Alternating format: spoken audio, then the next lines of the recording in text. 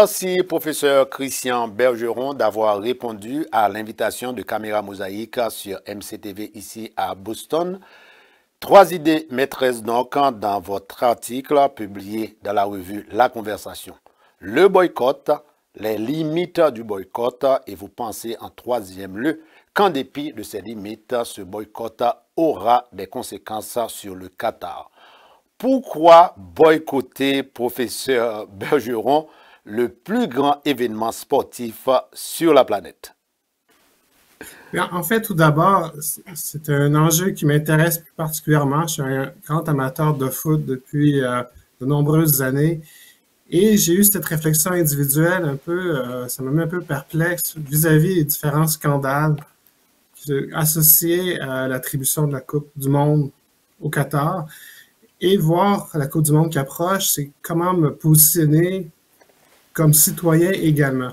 Donc, nombreux scandales. On peut commencer par l'attribution de la Coupe du Monde en 2010. Déjà, il y avait des soupçons de corruption. Apparemment, le Qatar aurait acheté la compétition. Son dossier technique était le moins bon de tous les autres candidats. Il y a eu plusieurs enquêtes, en fait, des autorités américaines, suisses, françaises, concernant la présence justement de pots de vin.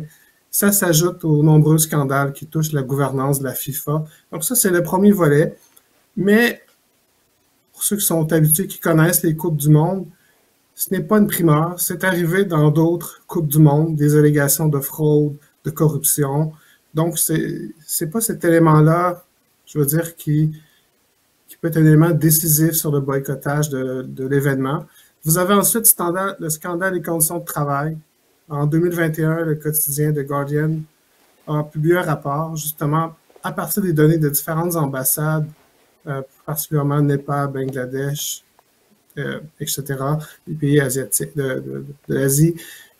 Pour la période 2011-2020, plus ou moins 6750 travailleurs étrangers seraient décédés lors des travaux, des infrastructures, des différents stades. Donc, il y a un drame humain, scandale au niveau des conditions de travail, très peu rémunérés, les passeports étaient confisqués. Ensuite, vous avez le scandale des droits de la personne, toute la discrimination envers les femmes, les droits des personnes LGBT+, punir les relations sexuelles entre personnes de même sexe, pouvant aller jusqu'à 7 ans de prison. Vous avez toutes les discriminations. Des gens ont été tabassés en raison de leur orientation sexuelle dans les 3-4 dernières années. Cela dit, le Qatar a dit qu'elle garantissait les droits des personnes LGBT+, mais elle s'est rétractée aussi sur même la vente d'alcool. Elle avait autorisé, puis on a appris hier que finalement, c'était plus ou moins autorisé autour des stades. Donc, on va voir. Mais selon l'ancien footballeur qatari, ambassadeur de la Coupe du Monde, bien, l'homosexualité, c'est un dommage mental. Donc, c'est de voir aussi toutes ces valeurs-là, les droits humains. Et finalement, vous avez le scandale environnemental. On a déplacé la Coupe du Monde pour la première fois de son histoire à l'hiver, parce que l'été au Qatar, les conditions climatiques sont trop extrêmes. Malgré ça, on construit plusieurs stades, climatiser les stades extérieurs parce qu'il fait trop chaud. Et ajoutons à cela 150 voyages, trajets quotidiens d'avion pour déplacer les supporters des pays voisins vers les différents stades parce qu'ils n'ont pas assez de place pour loger tous les partisans. Et vous avez aussi le fait que le Qatar, c'est le pays par habitant qui produit le plus de CO2 au monde. Donc, pour plusieurs environnementalistes, c'est une catastrophe environnementale, une aberration écologique, en fait, dans toute l'histoire de la Coupe du Monde.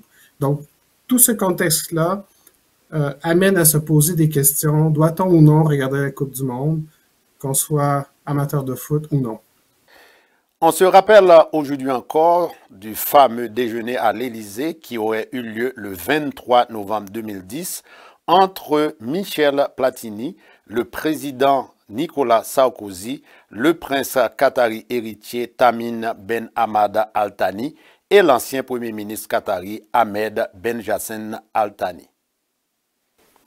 Oui, vous faites bien de le mentionner. En fait, c'est pour ça que certains dirigeants, certaines mairies, même en France, qui vont dire, ou même d'autres confrères, sociologues du sport, qui vont affirmer qu'il y a beaucoup d'hypocrisie derrière ça. Parce que la France, particulièrement au niveau de la France, c'est qu'elle est très liée à la nomination du Qatar. une petite parenthèse, c'était très lié aussi à l'achat du Qatar du Paris Saint-Germain, le club de foot de la ville de Paris. Donc, il y a beaucoup de liens avec Sarkozy aussi, Platini. Donc, ça fait beaucoup d'écho en France. Et certains disent devrait peut-être, excusez l'expression, mais se garder une petite gêne sur toutes les critiques envers le Qatar, sachant comment d'autres Coupes du Monde ont été attribuées, que ce soit en Afrique du Sud, que ce soit à la France. Il y a eu d'autres pays là, qui ont eu d'autres allégations avec l'ancien dirigeant de la FIFA. Donc, justement, le président de la FIFA aujourd'hui a dit bon, arrêtez là, de toujours critiquer le Qatar, les accuser de tous les maux. Donc, il y a quand même d'autres voix qui s'élèvent en disant, bien, il n'y a pas uniquement le Qatar à pointer du doigt, en fait. Professeur Christian Bergeron, il y a quand même des précédents historiques. En effet, ce n'est pas pour la première fois que la FIFA accorde le siège d'une Coupe du Monde à un pays décrié sur le plan international pour des raisons diverses. L'organisation de la Coupe du Monde de football en 1934 en Italie, sous le régime fasciste de Benito Mussolini, du 1er au 25 juin 1978, l'Argentine du général putschiste Jorge Rafael Videla avait accueilli la grande fête du football et tout récemment la Russie de Vladimir Poutine, 4 ans après l'annexion de la Crimée. Poutine a reçu donc chez lui des millions de fanatiques du football et des chefs d'État. Alors, professeur Bergeron, qu'est-ce qui différencie l'Italie de Mussolini en 1934, l'Argentine du général Videla en 1978, la Russie de Vladimir Poutine en 2018 et le Qatar de Ahmed Al-Thani?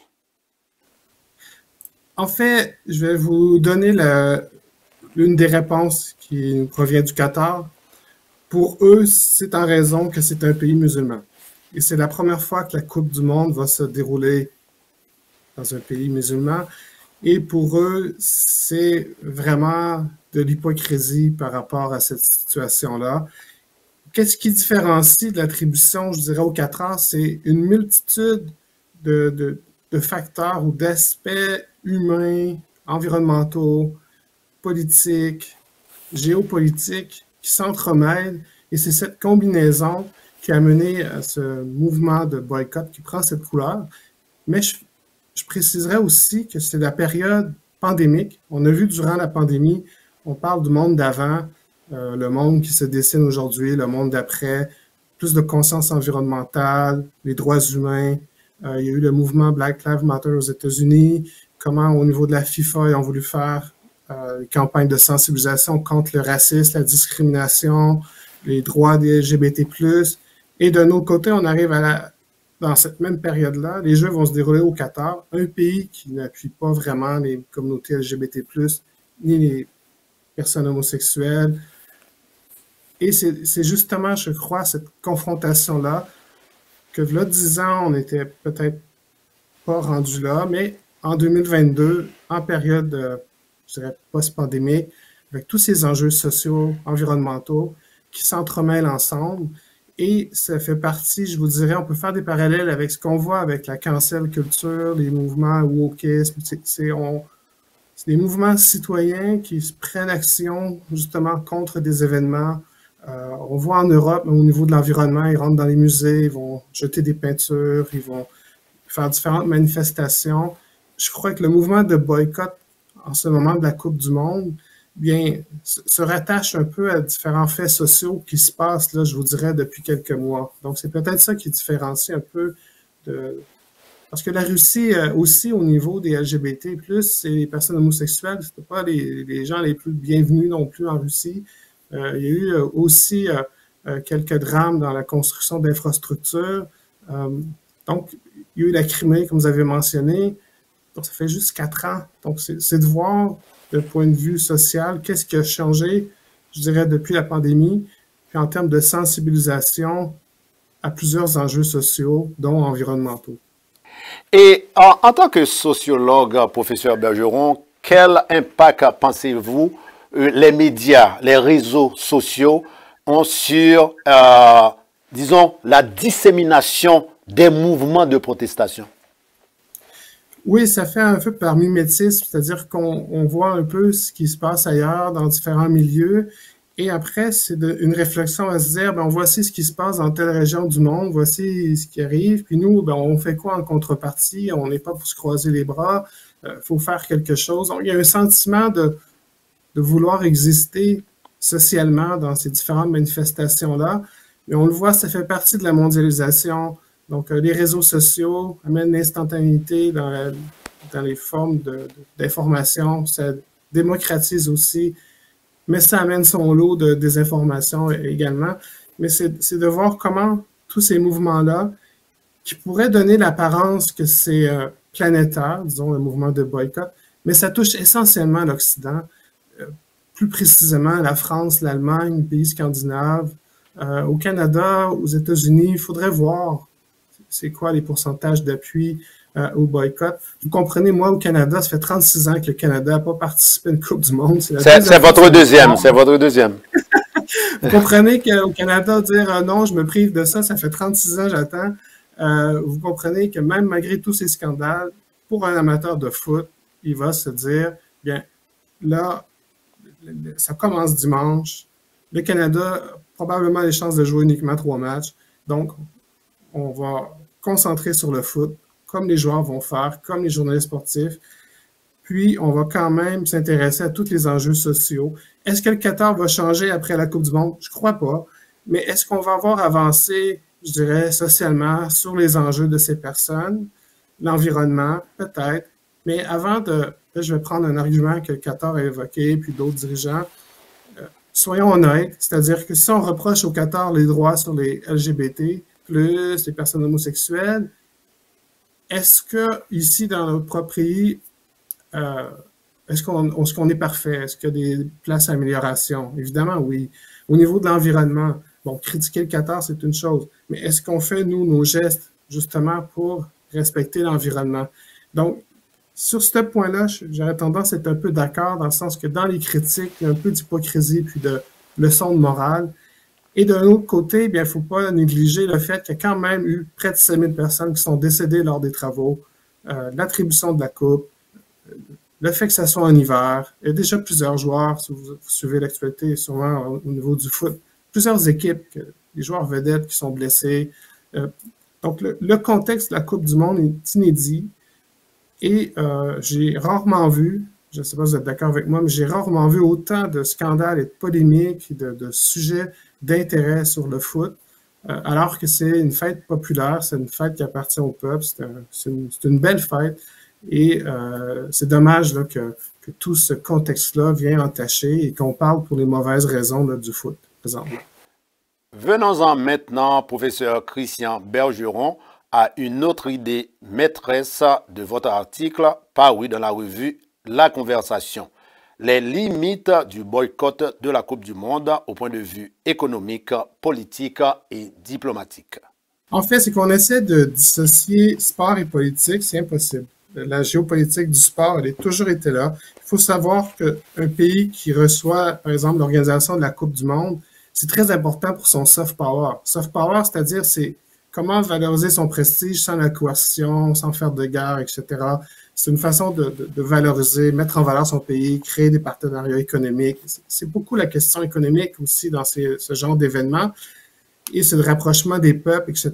Là, la fête, elle semble un peu gâchée au Qatar, mais en même temps, c'est de voir les limites au niveau du boycott. Le boycott individuel, c'est une action personnelle en lien avec ses valeurs. Chaque citoyen va décider est-ce que je la regarde ou non, sachant tous les scandales. Je la regarde en se disant une distance, ou je vais y aller à fond, vivre mon émotion, ma passion, le rassemblement que ça va faire vivre, etc. Parce qu'il faut savoir qu'il n'y a aucune nation qui va boycotter l'événement. On ne peut pas, d'un côté, c'est arrivé par le passé qu'un pays décide de ne pas participer à un événement, bien, les premiers pénalisés, c'est les sportifs. C'est les délégations, c'est tout ce qui est autour de ce milieu-là. Et Par exemple, un boycott diplomatique pour un État, bien, s'il y a beaucoup de partenariats économiques avec le Qatar, probablement il ne sera pas vraiment intéressé d'y arriver à faire un boycott. Donc, c'est pour ça que c'est très limité le boycott de par l'enjeu mondial, économique, je vous dirais qu'il est l'événement planétaire dans le domaine du sport. Donc, les boycotts vont être symboliques, citoyens, les gens vont décider par eux-mêmes. Je ne crois pas d'ailleurs au boycott journalistique parce qu'un journaliste doit faire son travail, peu importe où, au-delà de ses valeurs. Si le contexte de travail est là, si on ne lui empêche pas de faire son travail, il n'y a pas de raison à le boycotter. Mais c'est tous ces éléments-là. Et ce mouvement-là, soyons honnêtes, là, il arrive trop tard. Donc, c'était dès l'attribution, les membres de la FIFA, sachant très bien que c'était quoi le Qatar. Le Qatar n'aurait pas changé, ne changera pas. Donc, c'était à eux de ne pas nommer le Qatar dès le début et on ne se retrouverait pas aujourd'hui à discuter de tous ces scandales et on se concentrerait plutôt sur les potentiels vainqueurs de la Coupe du Monde, de la dernière Coupe du Monde qu'on va voir Ronaldo et Messi ensemble, qu'on va voir, par exemple, quelle délégation africaine a plus de chances de se rendre au quart. Donc, on devrait plutôt parler de ces enjeux-là au lieu du fait qu'elle n'aurait jamais dû être attribuée au Qatar.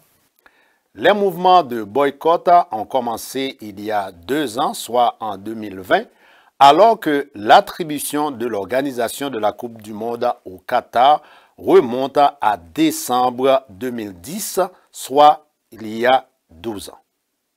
En fait, je crois que, comme je dis, pendant la période de la pandémie, c'est pas anodin que ce mouvement de boycott est apparu dans 2020, je dirais, dans la pandémie. Les mouvements sociaux se sont mis en place. Les droits des Afro-Américains, les citoyens noirs aux États-Unis, ça date pas d'hier, ça fait plusieurs décennies. Puis, c'est de voir avec le Black Lives Matter, tout ce qui s'est passé, le mouvement qui s'est créé au niveau mondial, dans le milieu du sport, dans le milieu du football, soccer, dans d'autres sports également. Il y a eu peut-être une prise de conscience, justement, sur les discriminations, les racismes, les conflits. Peut-être que dans une période d'inflation, difficultés économiques, de voir un pays comme le Qatar, avec beaucoup d'argent, beaucoup d'infrastructures, on demande de faire attention à l'environnement alors qu'eux, c'est tout l'inverse. Peut-être qu'il y a un trop grand décalage entre ce qu'on demande comme exigence aux citoyens versus le milieu du sport, le foot, avec ces millionnaires qui semblent de plus en plus déconnectés, alors que c'est supposément le sport du peuple, qui appartient au peuple. Peut-être que chez certains partisans, ont l'impression de se faire déposséder leur sport par tous ces nombreux scandales, puis la façon que ça se déroule en ce moment. Un autre point clé de votre article, professeur Christian Bergeron, en dépit de ses limites, le boycott aura des conséquences à long terme sur le Qatar. À quoi faites-vous allusion? En fait, je fais allusion, mais merci de votre questionnement parce que je ne pouvais pas le développer dans le texte, comme le fait que j'étais limité en texte dans la presse. En fait, c'est en lien avec le soft power. La notion de soft power qui était associée en fait à l'organisation d'événements. Le soft power, c'est tout l'aspect des arts, la culture, tout comment qu'une nation peut rayonner à l'international et l'organisation des Jeux olympiques, par exemple, la Coupe du Monde de rugby, sont tous des événements pour mettre en valeur ton pays, tes infrastructures, tes valeurs, les politiques nationales d'une nation. C'est principalement ça, le soft power, c'est utilisé pour le mettre en valeur, justement, lors de ces événements-là. Alors qu'en revanche, au Qatar, ce qui se passe présentement, c'est tout l'inverse. En fait, on est plutôt en train de voir mondialement, c'est quoi le Qatar, c'est quoi leurs valeurs, c'est quoi leur culture, c'est quoi leur rapport à l'environnement, les droits humains, les droits des travailleurs étrangers, etc. Donc, au niveau de la représentation sociale, je dirais, du Qatar dans le commun des mortels, eh bien, ça va laisser des traces. Point de vue politique, j'ai des doutes que ça laisse des traces, parce que les gens ont déjà des ententes de partenariat économique. Peut-être que ça peut mener certains commanditaires, Comme là, il y a le commanditaire de bière là, qui s'est fait refuser à 48 heures du début, disant qu'il ne peut pas vendre de bière autour des stades. Peut-être qu'il y a certaines entreprises qui vont se dire, bien, je voudrais pas vraiment m'associer avec ce pays-là, sachant qu'ils peuvent changer d'idée dernière seconde. Donc, le genre de traces que ça va laisser, c'est davantage au niveau réputationnel, ce que les gens vont retenir de ce pays, puis aussi, faut pas oublier que dans l'aspect Coupe du Monde, Jeux olympiques, l'aspect touristique, d'attirer les touristes après l'événement. Est-ce que le Qatar va en tirer des bénéfices? On verra, j'ai des doutes. Donc, c'est de voir comment ils peuvent tirer profit de ce genre d'événement-là. On sait très bien que le Qatar est très riche, il n'a pas vraiment besoin d'argent. Ce qu'il veut, c'est des ententes économiques avec différents pays, se positionner mondialement sur différents enjeux économiques. Donc, toutes les questions morales, sociales, environnementales, c'est pas vraiment, je dirais, dans leur champ d'intérêt. Comment vouloir boycotter économiquement le plus grand producteur de gaz au monde alors que nous faisons face à une crise énergétique sans précédent due à l'invasion de l'Ukraine par la Russie? Oui, puis en fait, on revient à l'idée de départ qu'il y a un peu d'hypocrisie puis de double discours de certains dirigeants. C'est pour ça que le boycott, il faut le diviser en deux mouvements séparés. Un mouvement citoyen qui n'attend rien du Qatar, qui lui doit rien, puis il n'y a pas rien en attente en retour.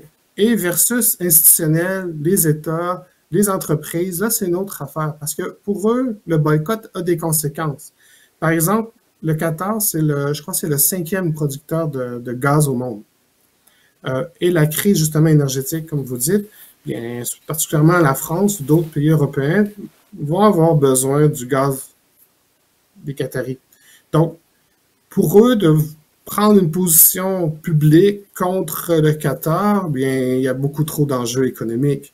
Donc, c'est pour ça que jusqu'ici, à ma connaissance, il n'y a pas beaucoup de pays qui ont boycotté la représentation d'eux-mêmes au Qatar. Au Canada, il y a eu de la pression cette semaine à la Chambre des députés pour dire au gouvernement, vous n'avez pas encore pris position, est-ce qu'on y va, est-ce qu'on y va pas, on ne devrait pas y aller au nom des droits des humains, au niveau de l'environnement, etc. Le gouvernement n'a pas toujours statué. Donc, il y a des enjeux économiques importants et c'est de voir vraiment, il y a vraiment une distinction à faire entre un boycott citoyen et un boycott diplomatique qui n'aura pas lieu, selon moi. Remarquez bien, professeur Bergeron, pendant plus de 25 minutes, on n'a pas parlé vraiment de football, on a parlé de boycott de cette Coupe du Monde. Quels sont donc vos pronostics? J'aime beaucoup l'Argentine. Ça fait plusieurs années, l'équipe de Maradona, maintenant Messi. J'aime beaucoup l'Argentine, le Brésil, évidemment. Donc, j'aimerais beaucoup voir une finale Amérique du Sud. La France, je ne crois pas qu'elle va aller très loin, là. Donc, vous verrez, c'est enregistré, mais je ne crois pas qu'elle va très loin. Elle ne défendra pas très bien son titre. Et pourquoi, en dépit, n'est-ce pas, le ballon d'or français, oui, l'un des meilleurs joueurs du monde, c'est Mbappé. Mais là, Benzema est blessé. J'ai su ça tout à l'heure. Benzema est blessé. Forte chance qu'on ne sait pas s'il va faire le mondial. Mbappé est un peu trop individualiste à mon goût, mais il est très bon. Mais c'est de voir. Puis il y a le fait comment qu'un groupe vit ensemble. La France ne dégage pas vraiment de grande sérénité autour, parce qu'on n'en a pas du tout discuté, mais l'équipe de France, avec la personne qui est en tête de l'organisation française, eux aussi, il y a beaucoup de scandales. Ça va pas très bien autour de l'équipe de France. Donc, c'est de voir le climat et comment ça va se dérouler, mais je crois que l'Amérique du Sud a de bonnes chances. Puis les États-Unis, bien, ont peut-être passé l'écart. On revient de la géopolitique, les États-Unis vont rencontrer l'Iran. Donc, c'est de voir, on s'en sort jamais vraiment beaucoup. On essaie de dissocier toujours sport politique, mais ça revient parfois quand des nations se rencontrent. On va voir là, dans les prochains jours comment ça va s'entamer, puis comment que le spectacle va être au rendez-vous ou non. Et le Brésil? Oui, j'aimerais bien. Idéalement, je crois que tout amateur de foot aimerait voir une finale Brésil-Argentine. Mais je crois sincèrement, moi je suis plus le côté argentin, mais je crois que le Brésil est, selon moi, le plus grand favori pour la Coupe du Monde. Mais, Tant qu'il est mort, je trouve que c'est son année. oui, mais en Europe, il y a quand même de grandes équipes. L'équipe Oui, championne d'Europe, l'Angleterre, la Belgique avec De Bruyne et la Hollande, etc. Pourquoi pas? oui, peut-être qu'en Europe, je crois que on verra. La Belgique a manqué son rendez-vous à la dernière Coupe du Monde. On va voir cette année, j'y crois moins.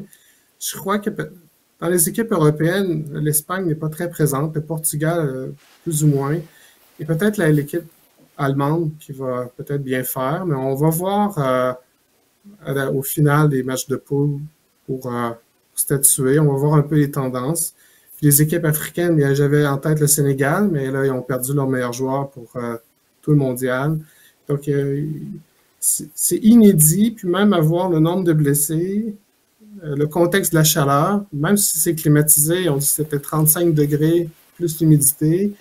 Donc, il y a beaucoup de facteurs de nouveauté, je dirais, qui va être quand même lorsque le jeu va commencer, on va mettre de côté toutes ces questions-là, parce qu'il y a beaucoup d'amateurs de foot, puis on va se concentrer là, sur les différentes équipes qu'on va supporter. Si on doit choisir 4 équipes en semi-finale. Bien, d'un côté, je crois que Brésil, Argentine, ça c'est certain. Ils s'affronteront pas. Mais de l'autre côté, je crois vraiment l'Allemagne a de fortes chances. Fortes chances. Puis, selon, j'ai pas l'organigramme devant moi, là, mais je crois vraiment de ce côté-là. Puis pourquoi pas la France? Hein, je prendrai pas de chance. Faut jamais les sous-estimer, les Français. Votre deuxième participation dans une Coupe du Monde, quelles sont les chances pour le Canada de sortir, n'est-ce pas, du coup? Impossible. C'est impossible. Faut rappeler leur première participation, c'était en 1986. Ils jouaient d'ailleurs contre la France, l'URSS, la Hongrie, j'ai oublié, puis eux, en fait, ils ont gagné aucun match et ils ont scoré aucun but. Donc, cette fois, bon, s'ils peuvent compter des buts, ça va déjà être bien. Aller chercher un match nul, ça serait génial, mais je crois pas là, que ça va aller plus loin que ça. À moins que le Maroc s'écroule, c'est peut-être la seule chance, mais contre la Croatie puis le Brésil, là, pas le Brésil, pardon, la Belgique, à moins d'une surprise, à moins que l'équipe adverse, là, ils prennent vraiment pas au sérieux le Canada, puis ils se disent, on va faire une pratique, là. Donc, mais à part ça, je vois pas vraiment, là. Je pense que les Américains ont un peu plus de chances d'aller un peu plus loin. Mais on a vu quand même dans le passé des équipes championnes du monde Oui, qui n'arrivent même pas à sortir, n'est-ce pas, de la première phase. Hein. exact. C'est ça, je pense. Pour ça, la France, c'est soit qu'elle sort pas du tout de ses poules, ou soit qu'elle va se rendre loin. Parce qu'en 2010, la France, c'était un vrai scandale, là. Ça avait même pas sorti. Après 98, je pense en 2002, ça n'avait pas été très loin non plus. L'Espagne avait gagné l'Allemagne, puis après, elle n'avait pas été très loin. Vous avez l'Italie, malheureusement, ça fait deux Coupes du Monde qu'elle n'est même pas là. Donc, il y a vraiment... c'est ça qui fait la beauté de ce sport-là. On peut faire tous les pronostics qu'on veut, mais ça fait partie de la beauté de ce sport, là, au niveau des imprévus. Il va y avoir probablement une équipe qu'on sous-estime pas, qui va se démarquer. Je me souviens d'un Euro, là, il y avait l'Islande qui avait créé tout un mouvement, puis qui s'était rendu très loin. Donc, on ne sait pas quelle équipe, mais une équipe probablement qu'on n'attend pas du tout, qui va se démarquer. À l'inverse, il y a une équipe qu'on a peut-être beaucoup d'attentes, puis qui se rendra pas très loin. Au nom de tous ceux qui suivaient cette émission, professeur Christian Bergeron, merci d'avoir participé à cette émission, d'avoir répondu à nos questions et surtout, bonne Coupe du Monde.